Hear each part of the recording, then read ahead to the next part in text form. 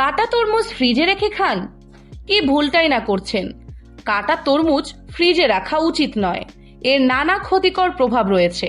চলুন বিস্তারিত জেনে নেই।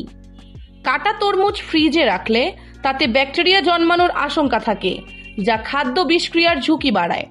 ফ্রিজের ঠান্ডা পরিবেশে ব্যাকটেরিয়ার বৃদ্ধি ধীর হলেও কাটা ফলের উন্মুক্ত পৃষ্ঠে ব্যাকটেরিয়া দ্রুত বৃদ্ধি পেতে পারে। পুষ্টিগুণের হ্রাস।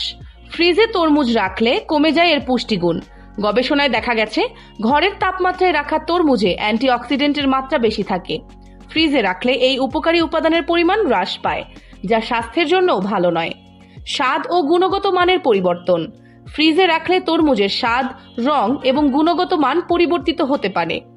ফ্রিজের ঠান্ডা পরিবেশে তরমুজের প্রাকৃতিক মিষ্টতা এবং রসালো ভাব কমে যেতে পারে, ফলে তরমুজ খেলে আসল স্বাদ পাওয়া যায় না। তরমুজ সংরক্ষণের সঠিক পদ্ধতি। গোটা তরমুজ সংরক্ষণ। তরমুজ গোটা অবস্থায় ঘরের তাপমাত্রায় রাখা উচিত নয়। এটি 10 থেকে 15 ডিগ্রি সেলসিয়াস তাপমাত্রায় সংরক্ষণ করা ভালো। এতে তরমুজের পুষ্টিগুণ ও স্বাদ বজায় থাকে। বিশেষজ্ঞদের মতে তরমুজ কাটার 2 থেকে 3 ঘন্টার মধ্যেই খাওয়া ভালো। কাটা তরমুজ সংরক্ষণ। কাটা তরমুজ দ্রুত খাওয়া উচিত। এরপরও যদি সংরক্ষণ করতেই হয়, তবে পরিষ্কার পাত্রে ঢেকে ফ্রিজে রাখুন এবং 24 ঘন্টার মধ্যে তা খেয়ে ফেলুন। তবে কাটা তরমুজ ফ্রিজে না রাখাই শ্রেয়।